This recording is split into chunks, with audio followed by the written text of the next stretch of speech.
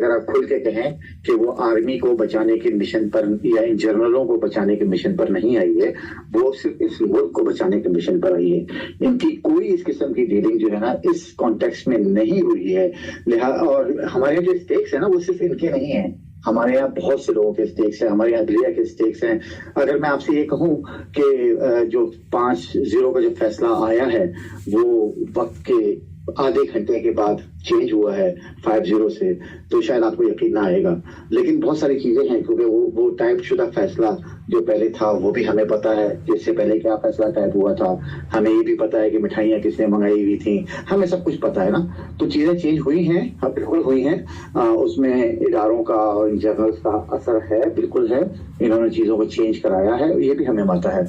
लेकिन इनका बात 100% देखें, बात ऐसी है कि इनका असर रसूख है, इसके बगैर बात नहीं बनती है।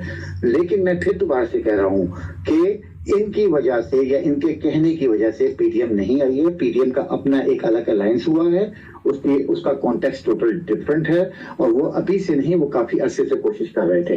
वो ये कोशिश कर रहे थे कि हमने आपस में बैठना है, हम ये सारा काम अगर कर सकते हैं तो मिल के कर सकते हैं। और उसके लिए हमेशा ये कोशिश की गई। आपने ये देखा कि मौलाना साहब भी अगर निकले तो सबने उनकी मुखालफत की थी और उनके साथ नहीं दिया था। कहा था कि अगर हमने निकलना है तो एक प्लेटफॉर्म से निकलना है, एक तरीके से निकलना है, और वो तरीका हमने वज़ा करना है पहले। तो मैं आपको इसलिए बार बार वाज़ेह करके बता रहा हूं कि कुछ मसाइल थोड़े से डिफरेंट हैं।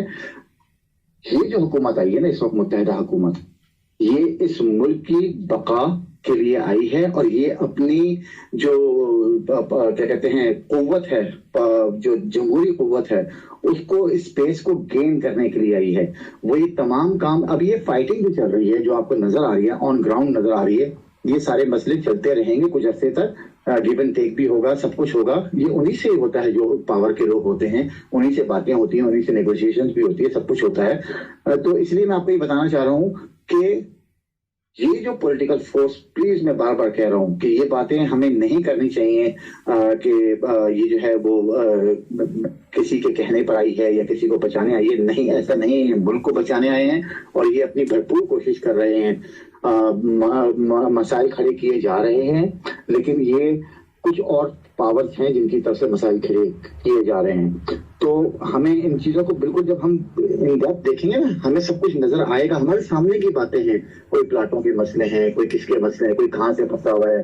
तो बहुत सारे मसले हैं जो हमारे सामने हैं, लेकिन अभी खुल के बोलने वाली बात नहीं है। हम बोलेंगे इंशाल्लाह, खुल के बोलेंगे, वक्त आएगा।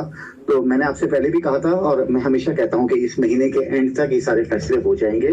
सारे फैसले इस महीने के एंड तक। वो जो मिसाक जमहूरियत जो हुआ है पार्ट 2, वो उसके कॉन्टेक्स्ट भी सामने आना शुरू हो जाएंगे, तमाम चीजें सामने आना शुरू हो जाएंगी। तब हमें पता चलेगा कि हमारी लाइन ऑफ एक्शन क्या है और ये हुकूमत क्या लाइन ऑफ एक्शन लेगी। जब तक इसको वो स्पेस नहीं दी जाएगी जिसके लिए कोशिश कर रही है, तो जब तक मसले मसाइल रहेंगे हमारे पास। लेकिन उम्मीद है, इस वक्त उम्मीद है कि क्योंकि मुल्क के हालात ऐसे हैं कि वो स्पेस